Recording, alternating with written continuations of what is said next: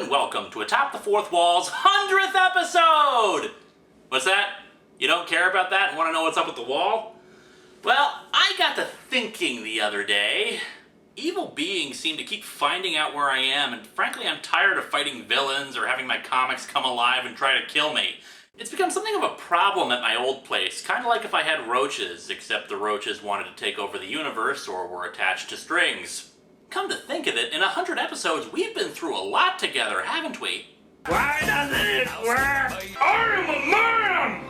Ow! Spoonie, great, you're alive again! Okay, we need to go back there. I'll kill you to death! Excuse me, have you seen a little girl about yay-high black hair? You're going down! You magnificent bastard, I read your book! I'm not in your fucking way! Ugh! Jesus Christ, I think I just broke my foot in your ass! I am a man!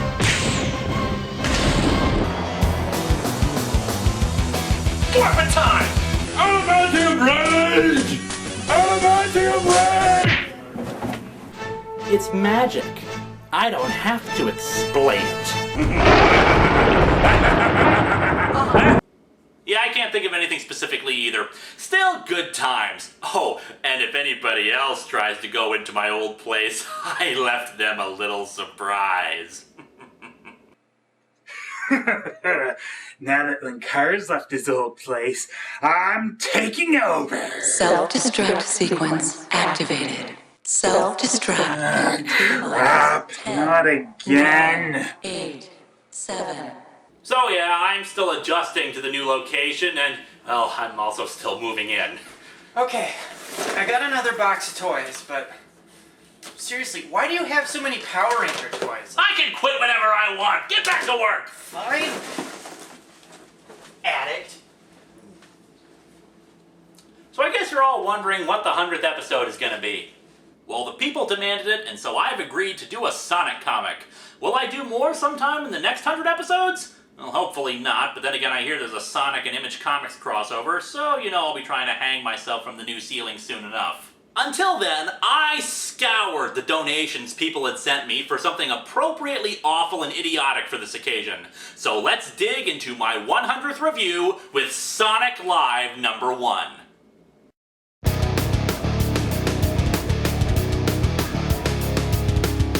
Welcome to Atop the Fourth Wall, where bad comics burn. Linkara's gonna teach you all a lesson you will learn. Broski, you're not the smartest. I failed, you're not an artist. If your comic sucks, you'll be the next to burn. Linkara, he's a man. Watch, wears a fancy hat. Linkara has a magic gun. Where do you purchase at? Linkara. Coins, robots, Amazons and trucks. Linkara. This comic sucks.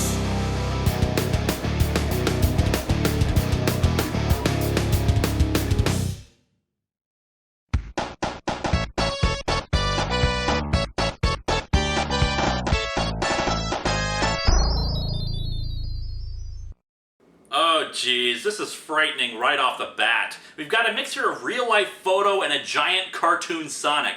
Be afraid, people. Be very afraid.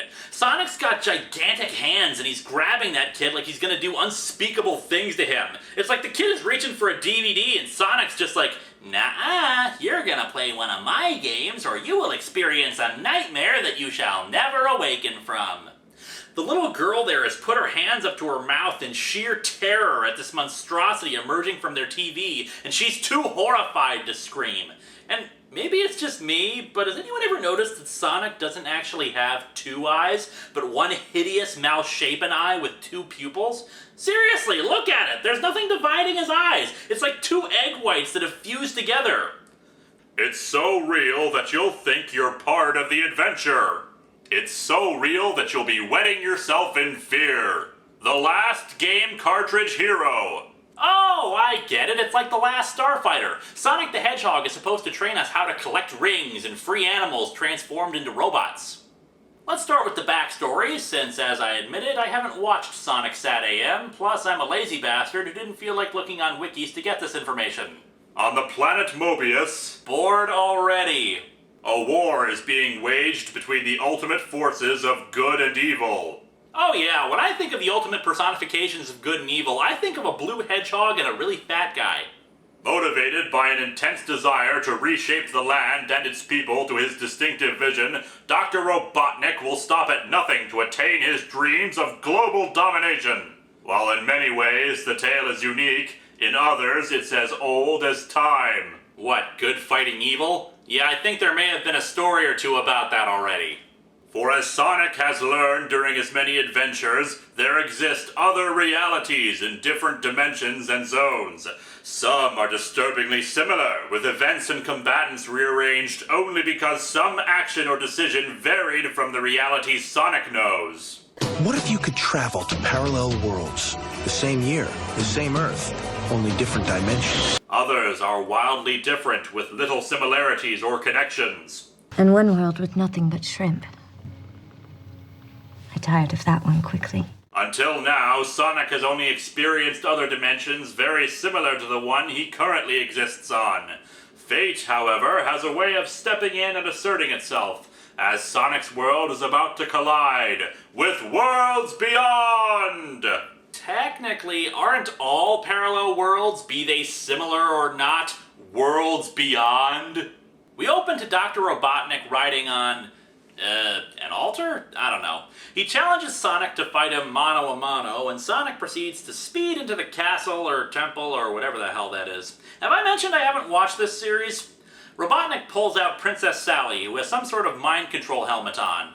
All are one in Darkseid. Let her go, Robotnik. This is between you and me. Always has been, always will be. Isn't this series about how Robotnik took over the world? By extension, doesn't that mean it's kind of, everybody's fight? Robotnik unleashes a group of robots that come out and vaporize Sonic. Okay. Well, that was surprisingly short. Well, happy 100th episode, everybody!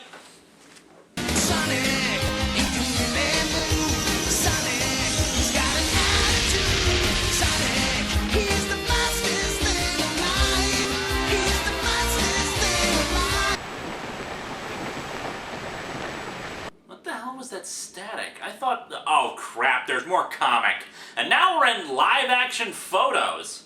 Not again, I can't believe I died. Okay, a couple of questions come to mind. One, what the hell game system is he playing that has a controller like that? Looks like an Atari Jaguar, but with just the extra unnecessary buttons. Two, what game switches off the TV like that after you die?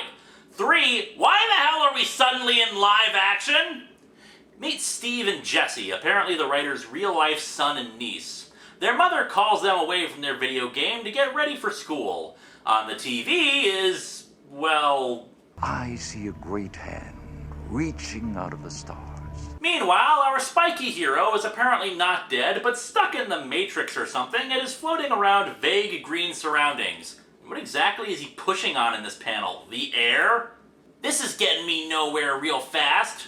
Tell me about it. 7 pages in and nothing has happened other than Sonic dying.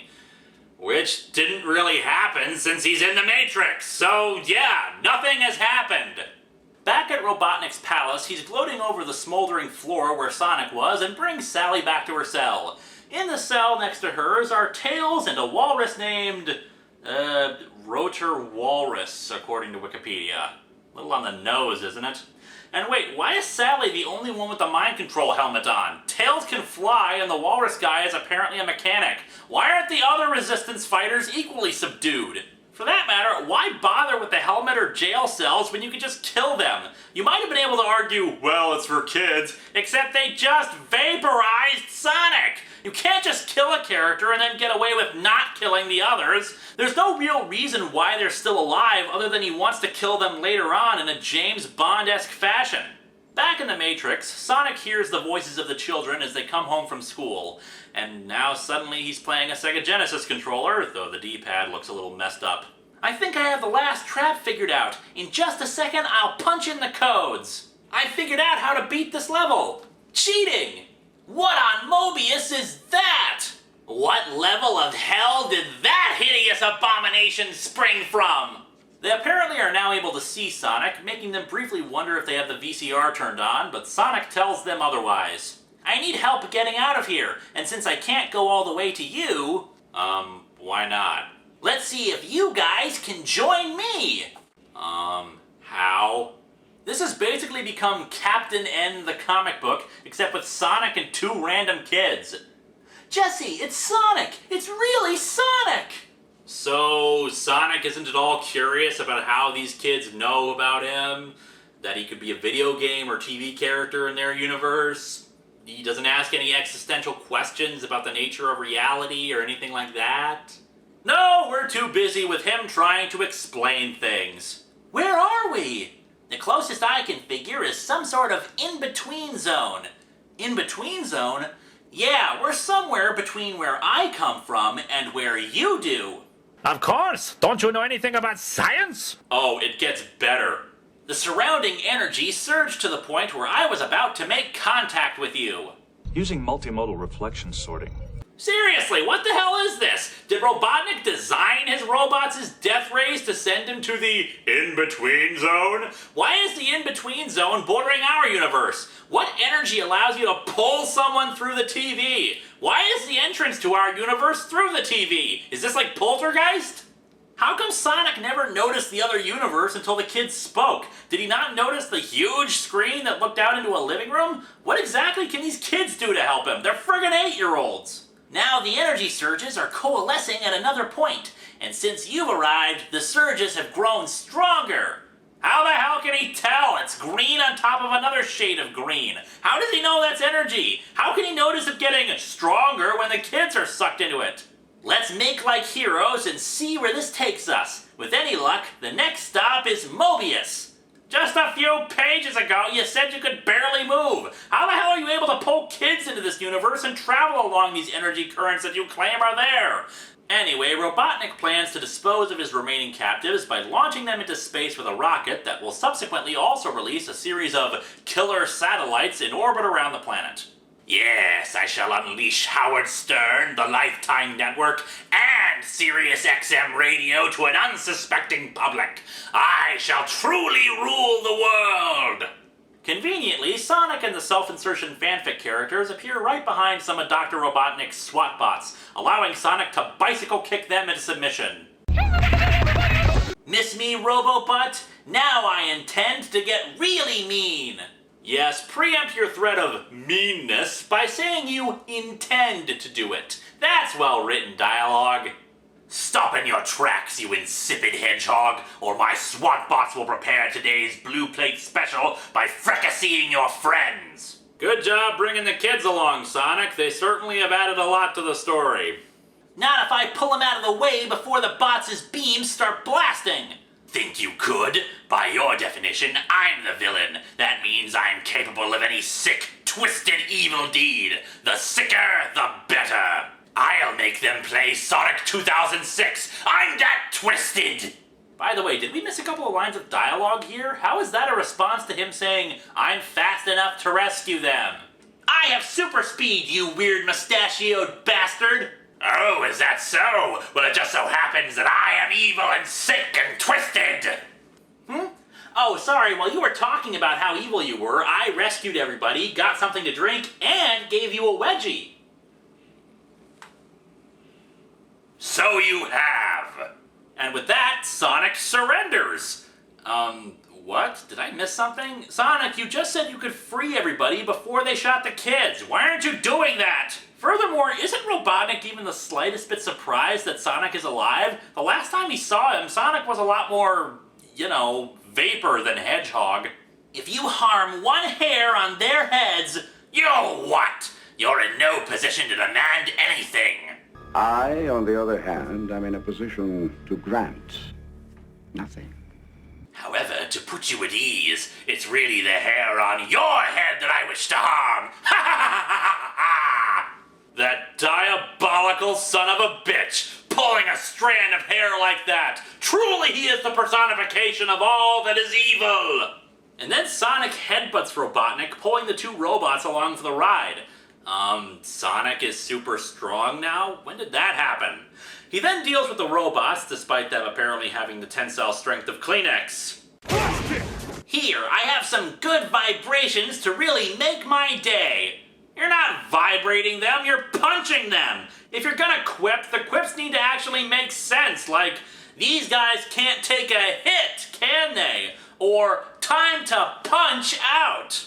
Sonic proceeds to grab the kids and defy physics a little by running down the side of the missile silo. Decidedly nonsensical, but admittedly awesome. They come across the control room for the missile. Now that we're in the control room, we have to make like instant archaeologists. I don't understand, Sonic. I don't think any of us do, frankly. What the hell? That's a countdown underway, Jesse. Which makes them archaeologists? Sonic, your jokes are worse than mine. We have to decipher the hieroglyphs and press the right switch. Dude, Linux isn't that hard to figure out. And what hieroglyphs? It's just buttons on a console. There's no writing on anything. The rocket starts to take off and the group works feverishly to stop it. Or rather, Sonic runs around a whole bunch while the kids just stand there, completely ineffectual and worthless to the plot. It's here where the comic gets really stupid, and I know, that's saying something. Robotnik suddenly realizes, say, where did Sonic come from? Though he doesn't add, didn't I kill him? Even though that's what he should be saying. That blasted hedgehog seemingly came from nowhere. But what if he didn't? What if he came from there? Yes, there! That random, wavy, glittery thing that wasn't there a second ago. From somewhere through a trans-dimensional portal, which I believe that to be. Why do you believe that? And how did you realize it was a trans-dimensional portal?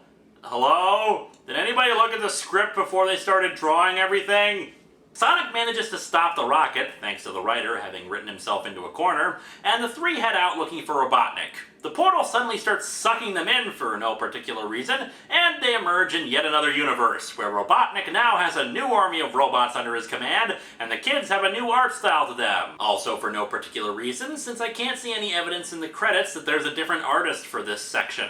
So what's the deal, Schlemiel? Even you couldn't have come up with this setup yourself. Why the hell couldn't he? He seemed to be doing just fine building robots and castles and missiles and mind control helmets back on Mobius.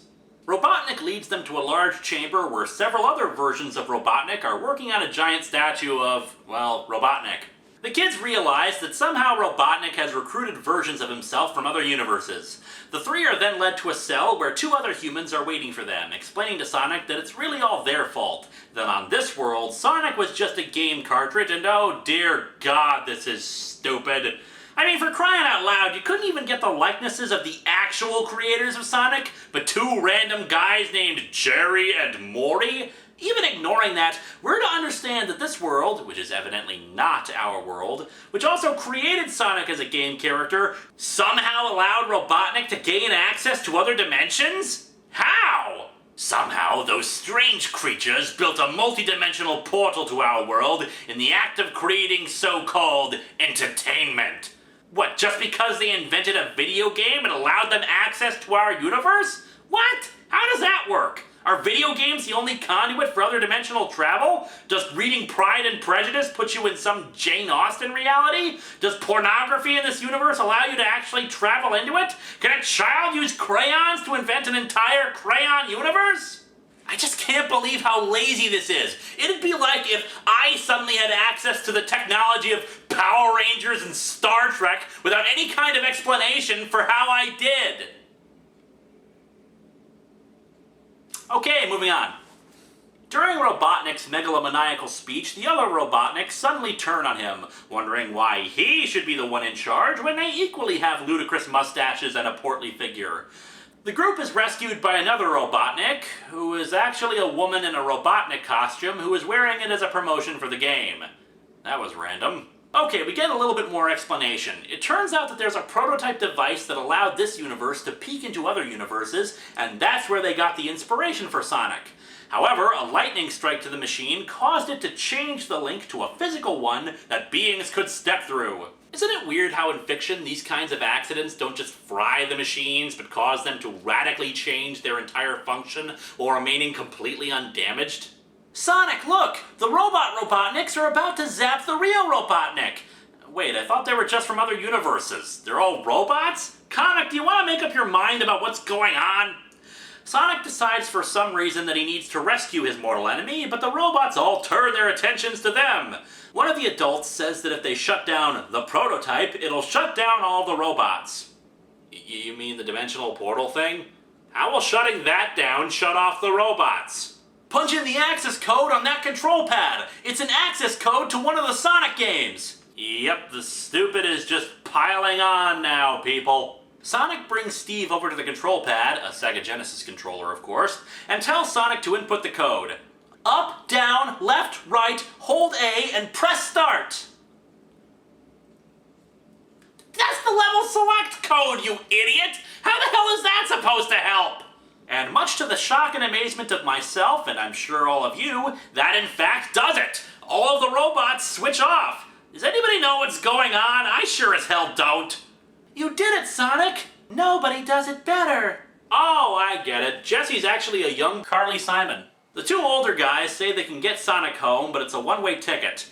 Why? For some reason, the kids stay with them. Also why? If this is supposed to be their universe, then how come they look like that instead of the live-action kids? The kids say farewell to Sonic, who naturally must make the creepiest face possible as two young children hug him. Stop doing that with your eyes! Or just the one eye, oh whatever. Anyway, Robotnik, Sonic, and Robotnik's henchmen are returned to their universe and reunited with the others, Princess Sally now having lost her mind control helmet off panel. And so the story ends with the two kids, now suddenly live action again, about to play a new Sonic cartridge. What a load. There are two other stories in the book, but I'm not going to review them. One is about a group of other Resistance fighters who are apparently one-offs from previous issues of the Sonic comic, who were responsible for freeing Sally and the others while Sonic was off playing in other dimensions. It's pretty harmless and not that bad. The other is part 2 of a story about Knuckles going off on some mission that isn't bad either. But frankly, who could bother to read the other two stories when over half of the book is this bizarre, goofy, and nonsensical story? The plot is filled to the brim with holes. The two kids are completely worthless, since even the adults at the end know the codes to the game that could have been entered. This just comes off like a cheap vanity project to include the kids, but the writer couldn't think of anything to do with them. It hurts the brain to think about this. This comic is bad. It's stupid. It's everything a comic book, be it for a kid or not, should never be. The action is bland. The dialogue insipid. The story makes no sense, and it was a dumb idea from start to finish. All in all, I have just one thing to say about this. Welcome to Atop the Fourth Wall, where bad comics burn. Linkara's gonna teach you all A lesson you won't learn. Brodsky, you're not the smartest. Leinfeld, you're not an artist. Anyone who's had a bad comic published. It could be your turn. Linkara. He is a man. Punch! Where's a pretty hat? Linkara. He has a magic gun. Where do you purchase that? Linkara. Boys, robots, Amazons and trucks. This comic sucks. Linkara sits down nonetheless. And forces himself through it. A poorly written, ugly mess. Someone's gotta do it. And it's right about time he did. They make Watchmen without the slimy squid. And he'll have you know that that's pretty low. But not quite like standards of the 90s, kid. Setting ablaze crossovers. Watch odds and science. Linkara stands in reality defiance. Atop the fourth wall. Looking down on us all. Of course! Don't you know anything about science? There will be better books on his shelf. But Casada sold them to Mephisto. And now there's nothing left to do. But share the scrapings at the bottom of the barrel with you. Linkara. He's a man. Punch. What's that on his arm? Can't seem to fix the continuity alarm. Linkara. Rock and roll. You say no. Fell in the tux. This comic sucks. Linkara.